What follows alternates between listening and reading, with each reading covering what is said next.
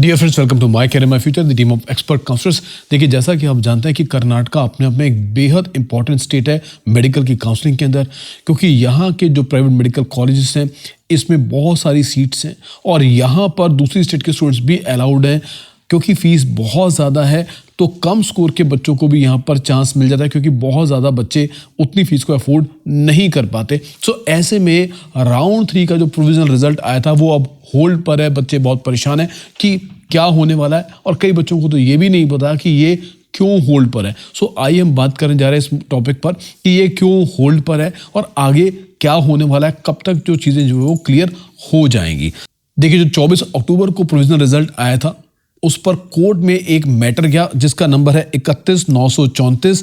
देखिए, ये एक रिट पिटीशन है कोर्ट के अंदर जो मामला चल रहा है, जिसका नंबर है 31,934 31,934 और ये कर्नाटका हाई कोर्ट में कुछ बच्चों ने इसमें अपील की है।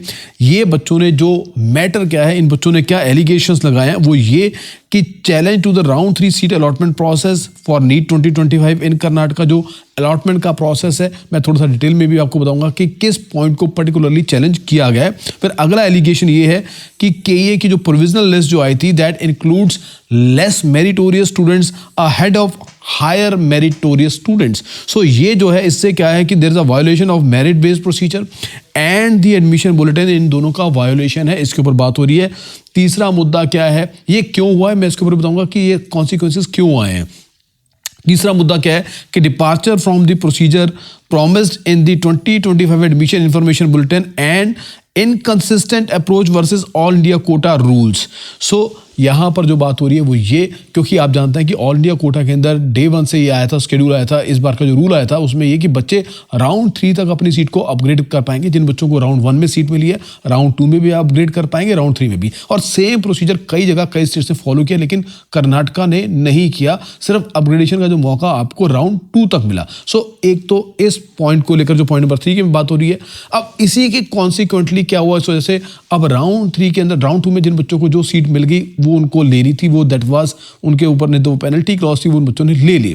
अब राउंड 3 में जब उनको अपग्रेडेशन का मौका नहीं मिला, अब राउंड 3 में जब बहुत सारी सीट्स थी अवेलेबल थी, सो ऐसे में कई जगह पर कई कॉलेजेस में लेस मेरिटोरियस स्टूडेंट्स को भी सीट मिल गई, जबकि उन बच्चों को जो राउंड 2 में ही सीट लेना कंपल्सरी था उन्होंने राउंड 2 में सीट ले ली। अब उनको ये लग रहा है कि अगर राउंड 3 में उनको मौका मिला था तो उनको कॉलेज अपग्रेड करने का बेटर कॉलेज मिल सकता था। सो ऐसा कॉलेज जिसमें उनके चांसेस राउंड 2 में 2 नहीं थे, राउंड 3 में थे, उन राउंड 3 में उन कॉलेज में उनसे कम स्कोर वाले बच्चों को एडमिशन मिल गया। सो ये एक बड़ा मुद्दा यहाँ पर चल रहा है जिसके ऊपर शोर मचा हुआ है और जिसकी वजह से ये मैटर जो है वो कोर्ट के अंदर है।